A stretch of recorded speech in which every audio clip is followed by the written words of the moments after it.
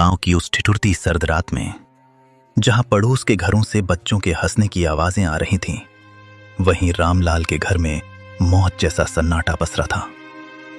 रामलाल, जिसने कभी बड़े बड़े भोज में राजाओं की तरह 56 भोग परोसे थे, आज अपनी ही बहू की जली हुई और सख्त रोटियां निगलने को मजबूर था। किस्मत का खेल देखिए, जिस हाथ ने सबको खिलाया, आज वही हाथ कांप रहे थे। थाली को पैर से जमीन पर घसीटते हुए, लो निगल लो इसे। सारा दिन खटिया तोड़ते हो, कम से कम ये जली रोटियां तो खा ही सकते हो। और सुन लो बुढ़े, कल सुबह सूरज निकलने से पहले आंगन चकाचक साफ मिलना चाहिए। मुफ्त की रोटियां तोड़ना बंद करो। तुम्हारी इस खांसी और मनहूसियत ने घर का सुकून छीन लिया है। बेटी, गला सूख रहा है। अगर थोड़ा सा गुड़ का टुकड़ा मिल जाता तो ये सूखी रोटी अंदर उतर जाती। गुड़ चाहिए इन्हें? अरे अपनी औकात देखिए। जब से माँ गई है, तुम हमारे सिर पर बोझ बन गए हो। सच तो यह है कि तुम्हें भी माँ के साथ ही चले जाना चाहिए था। अब यहां हमारे टुकड़ों पर पल रहे हो, और नखरे ऐसे जैसे अभी भी किसी रियासत के रसोइये हो।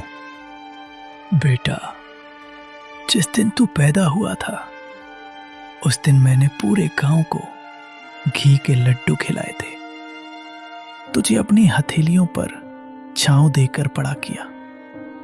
क्या यही दिन देखने के लिए मैंने तुझे काबिल बनाया था? तभी 7 साल का पोता गोलू दौड़ता हुआ आता है और रामलाल के गले लग जाता है। उसकी आंखों में गुस्सा और दुख दोनों हैं। पापा, आप दादाजी को ऐसे क्यों बोल रहे हो? जब मुझे डर लगता है तो यही दादाजी मुझे अपनी गोदी में सुलाते हैं। माँ, आपने इन्हें जली हुई रोटी क्यों दी? क्या आप मुझे भी बड़े होकर ऐसी ही रोटी दोगी? चुप कर गोलू, तू नहीं जानता, ये बूढ़े लोग सिर्फ परेशानी बढ़ाते हैं।